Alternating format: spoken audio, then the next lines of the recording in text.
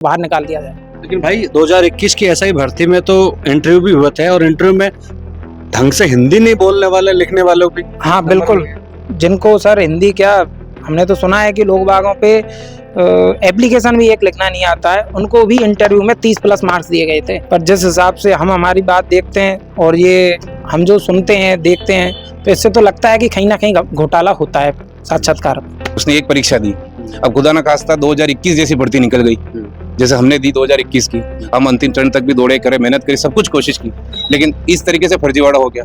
और अब जब 4 साल बाद 4.5 साल बाद ये भर्ती आती है तो हम तो उस जो लिमिट है उससे पार हो गए। अब इसमें हमारी गलती क्या है? राजस्थान में भर्ती परीक्षाओं के पेपर लीक तो आपने सुने होंगे, लेकिन अब पेपर लीक से इतर आरपीएससी में इंटरव्यू के नाम पर भी बड़ा फर्जीवाड़ा होता आया है। इसकी बानगी सब इंस्पेक्टर भर्ती परीक्षा 2021 में खुलकर सामने आई, जहां पर इंटरव्यू में भी बड़े स्तर पर घोटालेबाजी हुई, क्योंकि आरपीएससी के सदस्यों ने मोटी रकम लेकर इंटरव्यू में अंक बढ़ा दिए।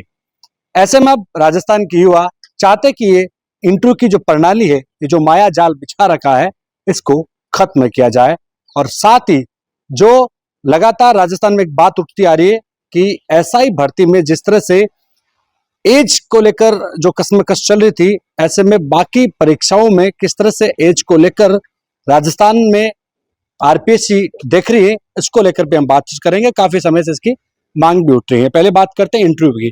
आरपीएससी में एसआई भर्ती में जिस तरह से इंटरव्यू हुए, उसके बाद आरपीएससी सदस्यों पर आरोप लगे। आप मानते हैं कि वहां पर भी बड़े स्तर पर चलते नोट? सर जरूर चलते होंगे, जिस हिसाब से भर्ती में हम देख रहे हैं, और हमारे हिसाब से तो कहीं ना कहीं इसमें घपला तो हुआ है। नहीं, इतने सारे बच्चों के 30+ नंबर आए, और हम आगे देखें और जितनी भी भर्तियां हैं अदर स्टेटों में, सब इंस्पेक्टर 4200 ग्रेड पे से नीचे की जितनी भी भर्तियां हैं, उसमें प्रधानमंत्री नरेंद्र मोदी जी 2016 में एक अपने भाषण में कह चुके हैं कि इनके जितने भी राज्यों में इंटरव्यू की जो व्यवस्था है साक्षात्कार की, वो प्रत्यक्ष रूप से एक भ्रष्टाचार को बढ़ावा देती है, तो इसको समाप्त कर देना चाहिए। तो अभी तक हमारे राजस्थान में 4200 ग्रेड पे की जो राजस्थान पुलिस सब इंस्पेक्टर की भर्ती है, इसमें अभी तक समाप्त नहीं किया गया है। जिसमें जो घपला हुआ है वो अभी सभी के सामने है, जो सब लोग जानते हैं 2021 में क्या हुआ है। और इसमें इंटरव्यू में राजस्थान में सिर्फ इंटरव्यू ही नहीं है, मार्क्सिंग मार्क यहाँ पे न्यूनतम पासिंग मार्क भी साक्षात्कार में लागू करवा रखा है। मतलब आपको इतने नंबर तो लाने ही पड़ेंगे, न्यूनतम पासिंग मार्क, जो किसी भी भर्ती परीक्षा में नहीं है। यूपीएससी के आईएएस या आरपीएससी द्वारा बनाए जा रहे आरएएस के साक्षात्कारों में कहीं पे भी न्यूनतम पासिंग मार्क का प्रावधान नहीं है, जबकि राजस्थान पुलिस सब इंस्पेक्टर की भर्ती परीक्षा में न्यूनतम पासिंग मार्क्स का जोड़े जाते हैं। इसको बिल्कुल ही खत्म किया जाए। ठीक है, अगर सरकार साक्षात्कार रखना चाहती है तो जरूर रखे, पर न्यूनतम पासिंग मार्क को मेरे हिसाब से बिल्कुल खत्म कर देना चाहिए। इससे बच्चा, जो मेहनती बच्चा है, लिखित पेपर में जो जो पास करके आया है, उसको यहाँ भ्रष्टाचार के कारण पीछे हो जाना पड़ता है। क्योंकि यहाँ पर नेताओं के सह पर आरपीएससी में सदस्य बनाए जाते हैं। भला वो जब सदस्य बनते हैं तो कहानी सामने आती है कि वो भी बड़ी देके बने हैं, बड़ी रकम देके बने हैं। ऐसे में क्या वो वहां बच्चों से इस तरह से वसूली करते हैं? क्योंकि अभी खबर आई है कि मंजू शर्मा आरपीएससी सदस्य इस्तीफा दे दिया, क्योंकि उनका भी पेपर लीक में बड़े स्तर पर घोटालेबाजी में नाम सामने आया है। सर इसका तो हमें जानकारी नहीं, इतने तो विद्वान हम है नहीं, अभ्यर्थी हैं।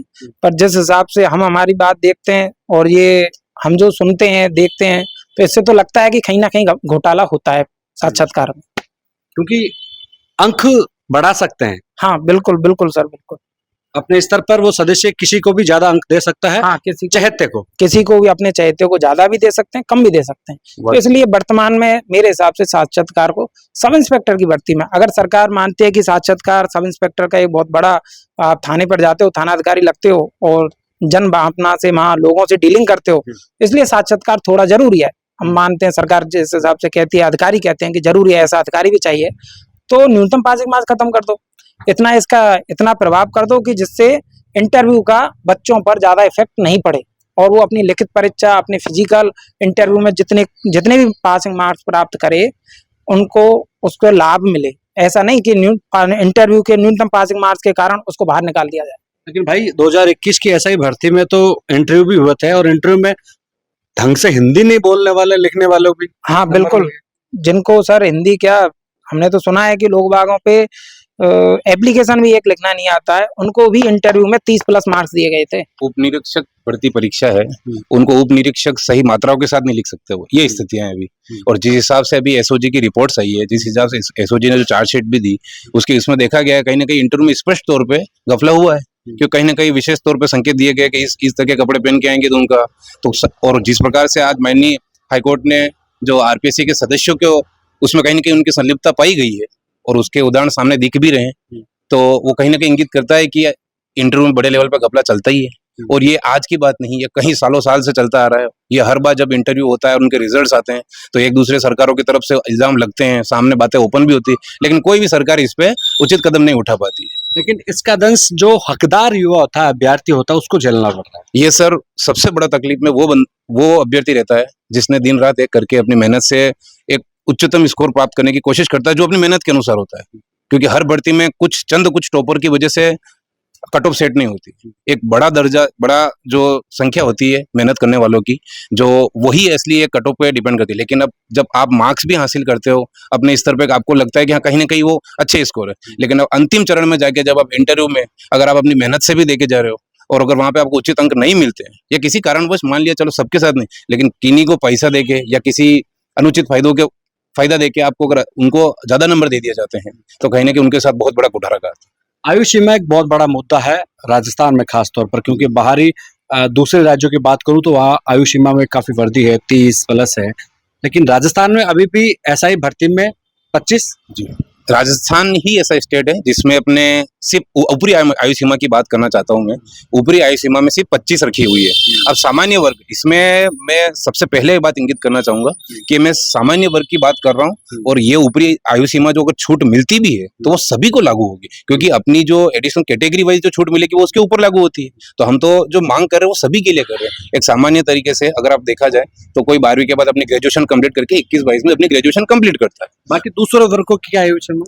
दूसरे वर्ग अभी ऊपरी आयु सीमा का ये कहने का मतलब है कि आप 25 तो आपकी ऊपरी आयु सीमा, उसके बाद अपनी कैटेगरी जैसे ईडब्ल्यूएस है, ओबीसी, इनको ऊपर 5 साल की और छूट मिलती है।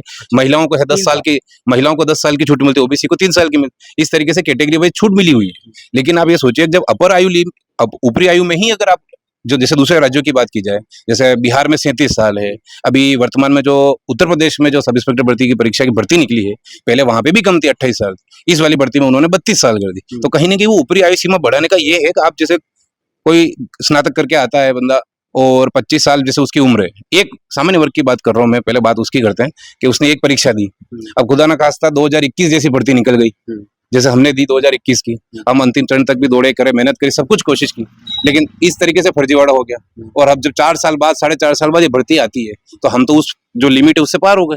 अब इसमें हमारी गलती क्या है? अब सरकार को हमारे बारे में सोचना चाहिए।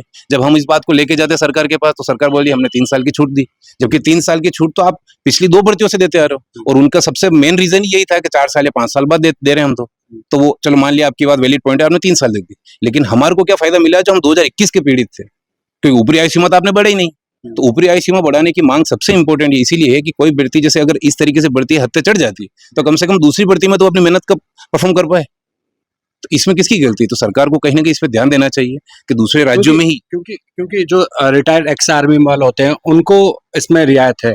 हाँ सर, उनको होनी चाहिए 35 प्लस। हाँ, उनकी 40 है और उनको होनी चाहिए सर, वो मेहनत करके आ रहे हैं, उन्होंने पहले फौज की दी है और उनका फिजिकल वास्तव में मानते हैं कि वो उनको देश की सेवा की है, उनको छूट मिलनी चाहिए। उनको बराबर भी हो सकता है।